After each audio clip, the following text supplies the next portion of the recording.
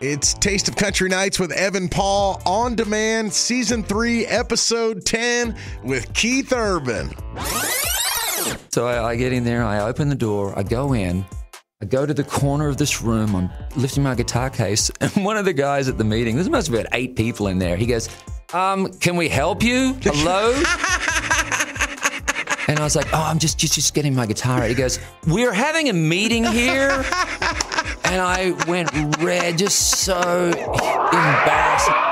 Man, it's a rare encounter to get to be in front of, just hanging out with Keith Urban. We had a great time. I hope you get to enjoying this interview here. If you want to get back to some of the old Taste of Country Nights previous podcasts, just search for Taste of Country Nights on demand wherever you get your favorite podcasts. We recently had Dierks Bentley, John Langston, the Bellamy Brothers, Toby Keith, Lady A. They're all there. Just search for Taste of Country Nights on demand. This podcast is part of the Town Square Media Podcast Network. Evan Paul here with, you may have heard of him, country newcomer, Keith Urban. What's happening, man? How are you, Evan? Good to see you, man. Good to see you, man. Thanks for coming by. My pleasure. Tell me the story behind Messed Up As Me. Well, it's let me put it this way. It's a song about being in a relationship that maybe only has one good aspect to it. All the rest is completely toxic and dysfunctional. But this one area is fan-freaking-tastic. Okay. And so you put up with all the rest. Okay. Is there like a lyric in the song that hits you the most that you relate to? Oh, all of it. When I get blue, I get dark blue. Absolutely. Yeah, there's so many relatable lyrics in this song. Are you constantly thinking about and working on new songs, or do you have like seasons of creativity? Bit of both, I think. Yeah. I mean, I ideas come a lot, and I think of them as like fireflies, and you just put them in a jar, and then when you go to write a song, open up the jar and use that firefly to spark the song, and off we go. What a great way to put it, man. Yeah. Usually, like when I think of radio bits, I just write them in Notepad. Right, there you go. I had never pictured a jar that I can. That's very great. They're like little inspirations that were natural when they came. And maybe when you go to write a song, inspiration shows up that day. Maybe it doesn't. And if it doesn't, it's kind of nice to have some in a jar. Let me ask you, where's the craziest place inspiration has popped into your head for us? The shower, always. Okay. It's always the shower. For everything, every idea, my show ideas, everything, guitar ideas, song ideas, lyric, everything. So it's safe to say like a Keith Urban written song was written in the nude. That's very possible. So sorry about that, everybody. Can't unsee that. Is there a song that you've been trying to write like for years or even longer, but you just can't come up with a certain rhyme? Is there something in your bank that you want to keep going back to, but it's just not there? Yeah, there's a few songs like that. There's one that's lyrically finished that I don't know what the melody is, and that's the complete opposite of how I normally write. I almost always write music first and lyrics last. And this song is all lyric, top to bottom. I don't know how it goes. It'll come one day. Okay, all right. What's the difference, and what's different, and what's the same in this project that's coming up from Keith Urban? That's a good question. Thank you. Well, this album actually started as a different album, probably just over 2 years ago. It was time to do a record, and I had a very fixed idea of what I should do to have framework to work within, because I can create in so many directions. Sometimes it gets a bit overwhelming for me, and trying to piece it together in something that has focus and direction can be difficult for me. And so I thought, well, I'll start with a framework of not so much a theme, but I'm going to work between this and that piece of framework, and everything will be within those two areas. This is going to really help me stay on track. And I finished a whole album like that in February 23, only to realize it's not finished. It was like 13 songs on there. And I could just tell, I came in and played it for my team, and I could feel the vibe in the room. I could feel it in myself, and I just sat there and I went, "It's not it, is it?" And they're like, well, you tell me. And I went, no, it's not. And my team's amazing. They don't BS. Yeah, but that's good on you for being humble enough to be at this point in your career to realize that. I could feel it. Yeah. I was 98% in, and I got to be 100% in. If you scroll through like the comments on Straight Line on YouTube, a lot of people are saying it's bringing them back to like that classic Keith Urban sound. Is that what you meant to do? Is that what this project is going to sound like? I think between Straight Line and particularly Messed Up As Me is a whole other thing again. That was sort of intentional to show that there is, to your point, elements that are familiar and then a lot of elements that are new, blended together. Getting that blend is always the challenge for me. Are there going to be any collaborations coming up? There's one duet on the record, which is going to come out later this year that I'm super psyched about. It's been frustrating because we finished it in June last year. So I've been sitting on this thing since then, driving me crazy, just really wanting to get it out. So there it is. No hints other than they're human, right? They're human. Okay, so no collaboration with an alien or anything. No AI, that's right. Tell me your best and your worst days in country music. Oh, my gosh. My best and worst days? That's such a specific question, isn't it? I mean, I think I try to forget the worst days. What's one of your worst days? Give me an example of that. Okay. One of my worst days is in radio, I guess, coming in and doing a great show and then getting out of the studio and the boss saying, hey, you got a second? And then they bring you upstairs and you get axed, budget cuts, going in a different direction. Comes out of nowhere. My wife was pregnant. Yeah. So I didn't really know what I was going to do next. Wow. My best day will be right now. Oh, man. Come on, Evan.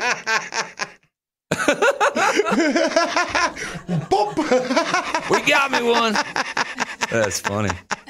Me too, Evan. This is the highlight of my day right here. Thank you, man. I will tell you, one of my worst days, and it's all relative, isn't it? Right? It's always relative. But when I was doing my radio tour, when I got started as an artist, and you do the radio for all your listeners, you do the radio tour, you get around and introduce yourself to all the radio stations. It can be quite grueling because no one knows who you are, no one cares who you are. And you're just schlepping yourself around the country with your promoter from the label, going to so many radio stations. And we got to this station, let's just say somewhere else, wasn't here. And I got my acoustic guitar with me, and we walk into the station, and the promo guy takes me in, and we meet the manager, and the manager of the station says, "Oh, just go into the conference room and get your guitar out and get ready, and we'll have everybody come in." So I go in there, open the door, and there's a meeting going on in the conference room. So I quickly shut the door. I go back, and I say to the station manager, "Oh, there's a meeting going on in there. Just give it a second." He goes, "Oh, you good? They just slip in there quietly and get your guitar out, and it'll be all cool." So I'm like, "Oh, okay," So I get in there, I open the door, I go in, I go to the corner of this room, I'm lifting my guitar case, and one of the guys at the meeting, there must have been 8 people in there. He goes, "Can we help you? Hello?" And I was like, "Oh, I'm just getting my guitar out." He goes, "We're having a meeting here." And I went red, just so embarrassed and humiliated. So I walked back out, and I'm saying to the manager, I'm like, let's just get the hell out of here, man. I was so humiliated. And so right at that point, I'm like, let's get the hell out of here. The station manager goes, "Oh, let me take you in there." He takes me in there, it's like your dad walking in, opens the door, says to everybody, "Hey, guys, just a second. This is a new artist. He's just going to set his guitar up, and he's going to sing a few songs." And they go, fine. And this is going to be my audience that I'm going to play to. And I have to set my guitar up and play to these exact people, sitting there arms crossed, just sort of huffing and puffing, and they bring in some pizza. And that's how I started the whole, it was like, I just wanted to get out of there. I don't blame you. It went fine, but that's just... There were so many of those things where they could care less. Yeah. It's grueling. And you just got to do it. Sunday Rose is starting to drive soon. Who would be a better driver's ed teacher, you or Nicole? Me? More patient? Yeah. You scared? No, not really. I mean, yeah, stuff's going to happen. Hopefully, if they go slow enough. Someone said to me, Tom, if you go slow, small things happen. If you go fast, big things happen. Okay, that's fair. That's about as simple as it gets, but it's very true. How much does being present as a father influence what you choose to do? I don't know. That's a good question. I don't probably think of it like that. Yeah. Okay. Back to the music. You've written thousands of songs. You ever driving down the street and you hear a song on the radio and you're like, man, that's a great song. I wrote that. Oh, no, I wish. It's not like that. I hear one more songs I wish I'd written. Yeah, okay. No, I was really happy with the song that Tyler Hubbard and I wrote called Dancing in the Country. Yes, that's a great song. Definitely was one that I love hearing on the radio. Yeah. Did you watch Reba sing at the Super Bowl? I did, yeah. Okay, do you have any experience doing that? Not at Super Bowl, but like singing the national anthem. Yeah, it's a high pressure gig. If you were singing the national anthem at the Super Bowl and you knew how long your performance was, would you gamble on it? Because people gamble on the length of time. See, I don't understand these side bets on something that somebody already knows what the color of the Gatorade's going to be. Right? Reba knows how long her song is. Right. And she's not the only one. Right. How do you get side bets on something that someone else knows ahead of time? Yeah. I mean, a score of a game I get and unpredictable things. So if you held the book, essentially, would you gamble on it? Nope. Okay. No. I'd get caught out, wouldn't I? Yeah. You know what I'd do? I'd gamble and then I'd just change. I'd flip it. I'd change the length. Make yourself lose. They'll be less suspicious. Katy Perry shared that she's leaving. Maybe that's what all the fumbles were in the game. It's all making sense now. It is. Those Chiefs were making side bets. It's just a written script. I get it. Yeah. It's amazing. Katy Perry just announced she's leaving Idol. Would you ever do TV again? I like doing TV. Yeah. We're doing it right now, kind of, aren't we? Look. A little bit. Yeah. Everything's TV these days. Okay. All right. Crazy. Can you share a Toby Keith story with us? Yes, I have a lot of Toby Keith stories. I'd written a song with a buddy of mine. It was a Christmas song, and we had heard, this is in early 90s, mid-90s. I just moved to town, and we heard that Toby Keith had cut this song, that recorded the song that we wrote. And so I was like, oh, my gosh, Toby Keith, that's pretty cool, man. It's freaking Toby Keith. I'm down Lower Broadway, which ain't what it is now. Uh-huh. They're talking about 90s. And I'm in this bar, and I look over in the corner, and there's Toby Keith sitting on his own, drinking in the corner. And I said to a friend of mine, I went, oh, it's Toby Keith. I'm going to go over and introduce myself, because I wrote a song, because I had no deal, nothing, right? So I went over and I go, oh, Toby, hi, my name's Keith Urban, and I think you recorded a song I wrote. The song was called Jesus Gets Jealous of Santa Claus. Right? It was never going to get cut. So we were thrilled that he recorded it. Toby's had a few, and he looks at me kind of surly. And he goes, huh? I said, oh, I think you recorded a song we wrote called Jesus Gets Jealous. And he goes, yeah. I said, did you like the song? He goes, we cut it, man. And I went, no, thank you so much. You obviously write a lot of songs. It's unusual for you to record an outside song. Did you like the song?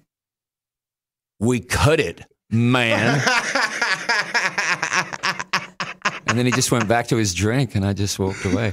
Luckily, I got to meet him years later, and we had the best time. I rode on his tour bus for his 40th birthday. Oh, wow. It was a hell of a memory because we pulled into a Steak and Shake about 3 a.m., sitting in a booth with Toby eating Steak and Shake. It was fantastic. Keith Urban and Toby Keith at a Steak and Shake. Yeah. Wow. Yeah. As a fan of music, whose death really rocked you the same kind of way as, a lot of Toby fans are feeling today? They all do for different reasons. I mean, Toby's did because I didn't know that it was at that stage, right? So that really threw me. There's a lot of artists I wished I'd gotten to meet that I didn't get. Waylon Jennings is, such a big influence. I wished I'd gotten to meet Waylon. I really wished I could have. Johnny Cash is another one I wished I'd met. I think maybe Joe Diffie. The last one I heard that I think that was through COVID, and it just threw me because that was really out of the blue. Mm-hmm. And such a great guy, such a iconic singer. Yeah. How about you? Jimmy Buffett kind of rocked me a little bit. I mean, obviously Toby, but Jimmy Buffett was like my entire college everything. Right. Like, and I played Margaritaville on the radio for my whole career, you know, and so that was a big one. Yeah. Okay, for Valentine's Day, what do you recommend a guy like me, married for 8 years? What do I do for my wife on Valentine's Day? Don't ask me. Come on, man, you're Keith Urban. Yeah, but it ends up being cold advice, and I ain't advising anyone of anything. Come on. Nope, not going down that clickbait. Okay, but okay, you're a songwriter, so if you show up with like flowers from Kroger, is that an insult? No. She likes that? It should be the sentiment, isn't it? Is it the thought that counts? Yeah. You know where that doesn't work is when you go, I thought about buying you a gift, and it's the thought that counts. Oh, you're right. Yeah. That doesn't. That's not what that means. Have you seen all of her movies? Yeah. Okay. Yeah. Which one's your favorite? What's yours? Days of Thunder. Oh, it's a good one. Yeah. That's a really good one. Yeah. That's a sexy doctor. Hey, man, I wasn't going to get into it, man. You know, I paused it during that scene and fast forward. I don't even watch it. You just like it for the cars. Come on, that's man, right. Come on. I hear you. Cold trickle. What about you? Now you got to answer since I answered. I got too many. I'm not going to narrow it down. All right, that's fair. A couple more here. Around the office, we debate a lot about who is next in the Country Music Hall of Fame. If you had to vote, who would you vote for? Oh, shoot, man. I often forget who isn't in there because there's some people I think, well, that must be in there, and then they're not. Yeah. Gosh. And then what's the eligibilities? Is 20-something years? 20? Yeah. That's crazy how that happens. Before you know it, there's like artists that you would never think of being eligible for that. Eric Church is probably eligible for that thing now. Yeah. Right? You are. 2000s? Yeah, you are. It's crazy. You got my vote. Thank you. There's one. Yeah. Might be the deciding vote. We appreciate you coming by, man. We love the new song. Can't wait for the album. I appreciate it, man. Thank you. Yeah. All right, we're going to bring in Billy Dukes from behind the camera to talk about this interview with Keith Urban. Your first time in studio with Keith Urban. Were you nervous? How do you feel it went? Yeah, I was a little bit nervous. You know, I've interviewed him once or twice on Zoom and then once off campus. But when an artist comes into your living room, it's a little different. And, you know, when it's Keith Urban, very, very nervous. You know, it's someone that has been paparazzi'd before, you know, in his Nicole Kidman days. So it's like when you got a guy, I guess he's still in his Nicole Kidman days. He's still in his Nicole Kidman days, sure. Yeah. When you got a guy that's that, when it, you know, it's not often you do. I mean, you know, not a lot of paparazzi happens in Nashville. So to get someone like Keith Urban, yes. You want to get right to the elephant in the room here with how this interview ended with the favorite Nicole Kidman movie in the Days of Thunder. Yeah, so it did end kind of weird. Okay, so let's get back to that. So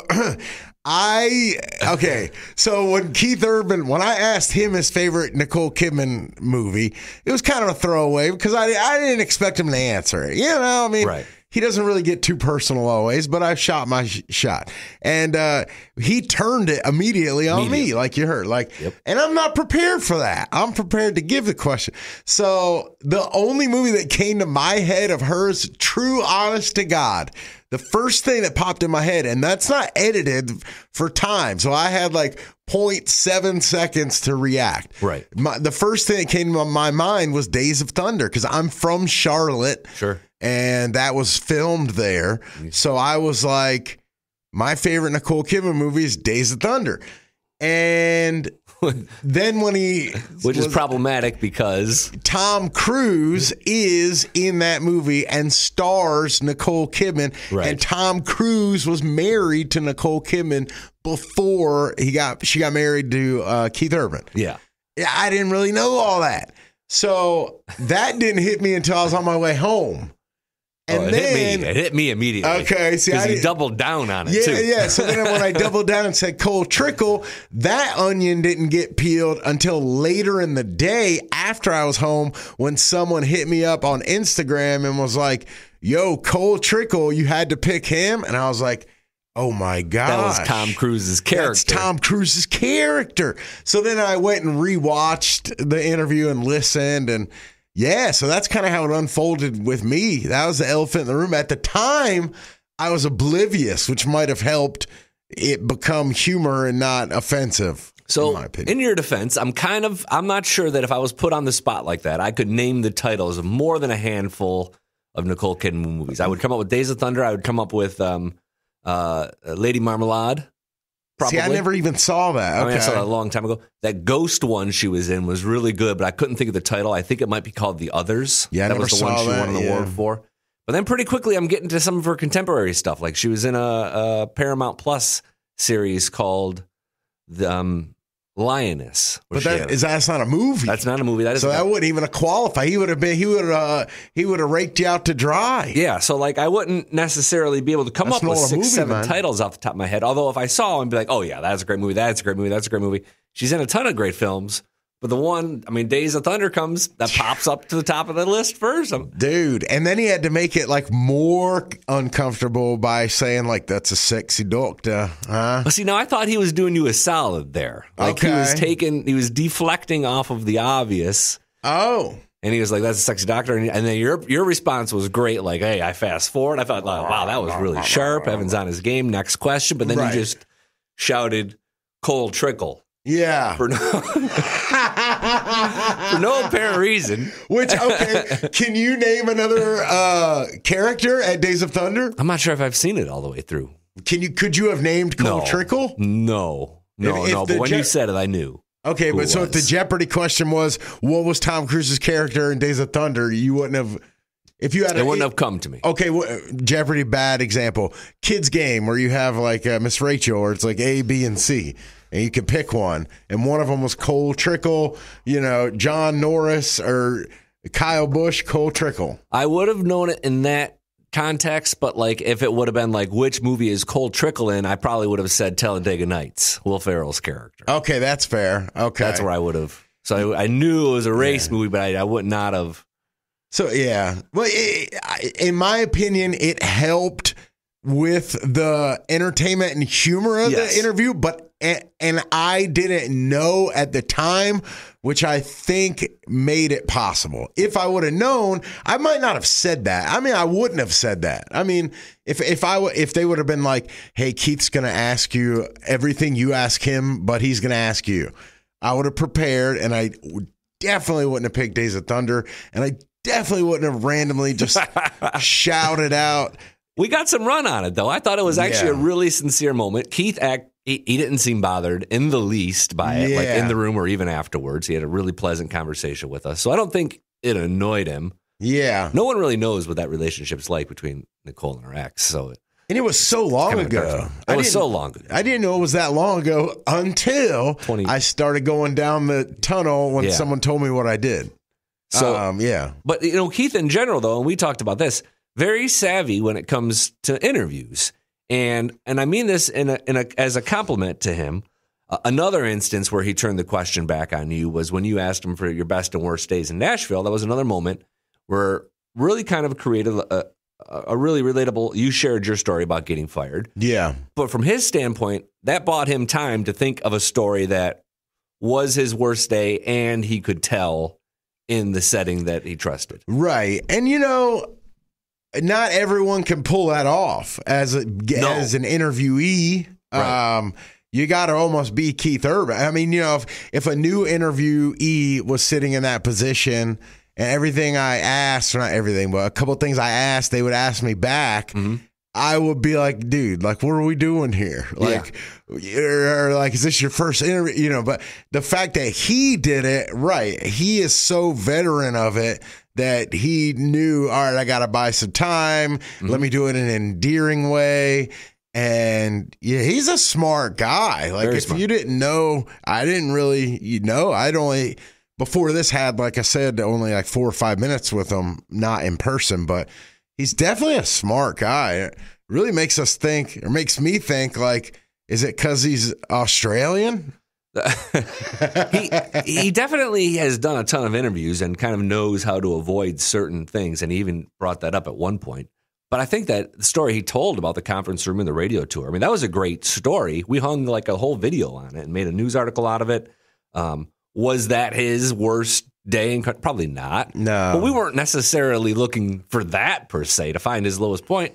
We were just trying to get him to tell a good story. Yeah. And he did. Yeah. 100%. Yeah, 100%. And that's one of those where, you only have a few seconds to, as an interviewee, think of an answer. So, yeah, he, in this case, bought himself 30 seconds. But still, when you're rolling through your Rolodex of your worst day and country music and you're Keith Urban, I'm sure a few things pop in that Rolodex, and that just happened to be what he chose. But that was a very candid, good moment, because a lot of people don't hear about when new artists come on. They just hear them on the radio, but you don't know that they spent days and days and days in vans and traveling to, not just playing for shows in front of nobody. That's separate.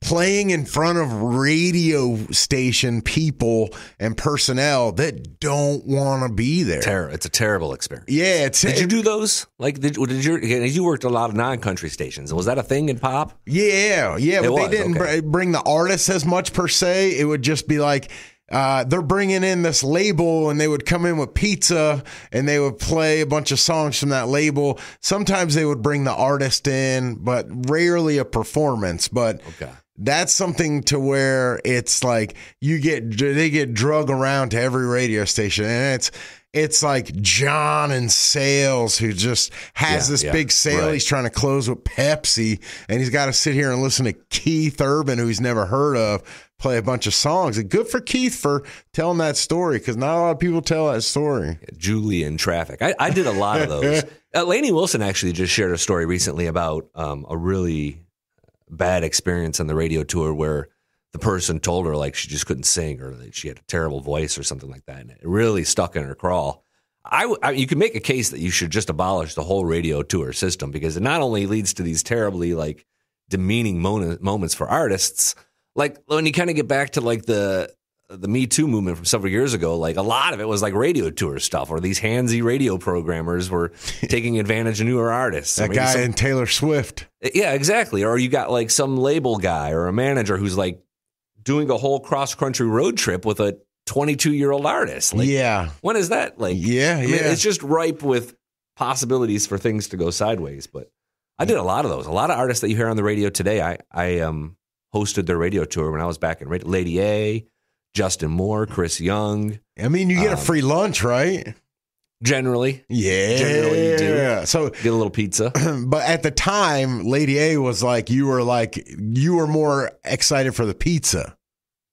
Yeah, I would say that's probably almost always the case. And I know everybody in the building was. Yeah. Excited for the pizza? Yeah. Yeah. That's the thing. So listen to what Billy's saying. Right. Some of these the biggest artists in country music once came to a radio station to play for 10 staff members, and those staff members were more excited for the pizza than the music. And we wouldn't let people eat until after the performance. Yes. So Lady A was literally opening up for pizza. Right.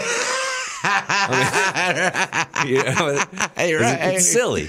Chris Jansen's another one that comes to mind. He came through, and he was when he was on Sony, and I think we went out to a restaurant for that one. He picked up the whole tab. And played some songs. I don't know if we ever played a song. Yeah. I mean, okay. bananas. So that reminds in the pop game, music game, the record label would come to town, play a bunch of songs for you, take you out to dinner. Mm-hmm. You can eat whatever you want, and then you come back, and that's it. And it's just I don't want to get more into the magic of it, but there it is. It's basically a free dinner. Yeah, it's glad handing in a way. And I've heard stories of radio DJs like they'll get like to-go orders for their wife or their family. They'll get like just run up a few $100, and the new artist is paying for all this. Yeah, Keith Urban was footing that pizza bill. I mean, you're just talking food. I'll leave it at that. Oh no, it goes. I mean, in pop, it goes much further. Country, it didn't. I never had those experiences in country where you kind of went out clubbing or even did any sort of nightlife thing. Really? No, I think those days had kind of passed in country music. But what's the statute of limitations on life? Like when I can talk about like yeah. I'm willing to talk about any of them now. Okay. Like, No, I mean, like if I like an example would be like, I don't want to, but yeah. is this a play the music situation where you need 15 seconds? Yeah. We need some hold music. Yeah. Evan can tell me what he's trying to say, and we can talk about it. Yeah. We can talk about it. All right, we'll bring it up the next time. We got to ask more artists about the radio tour because I do feel like it's just that is a good question. It's a terrible, terrible thing. Yeah. Hey, good on you, by the way. Getting a little bit of information about his. I mean, Keith's an interesting artist because you do kind of want to know a little. He's got such a compelling, and he's married to Nicole Kidman. They got 2 kids who he hardly ever talks about, but they're kind of coming of age. Yeah. So you kind of want a little peek behind the curtain of what it's like to be a dad. Yes. But you don't want to go too far with him because he's so about the music and protective of those kind of things. But you got a little nugget Sunday trying to drive, and he's going to be the one. And I feel like as a Keith Urban fan, I myself, I feel like I can't. It's not that I have nothing about Keith Urban as a dad. I can't picture Keith Urban as a dad because there aren't any pictures of Keith Urban as a dad. Right. So it's like no one knows what Keith Urban is like. It's so personal. So yeah, that's interesting to hear the fact about driving. Like you don't think about it, but you could look over in the car next to you and it could be Keith Urban in the passenger seat teaching his kid how to drive. Yeah. And he told me once he's the disciplinarian. Yeah, between him and Nicole, he's the firmer hand. See, that's interesting. I can't see that. I mean, I've never been around Nicole, so I don't know what she's like, but I could see if he has an intensity about him where you don't want to cry. I don't know. But he's always been super kind to me. So he's always the bad cop, though, huh? Good. She's the good cop. He's the bad cop. That's something you don't think about when you think about Keith Urban. Just picking through layers of him. Next time he comes, hopefully he comes in. He didn't make him too mad. Yeah, right. Cold trickle. Cold trickle. Jeez.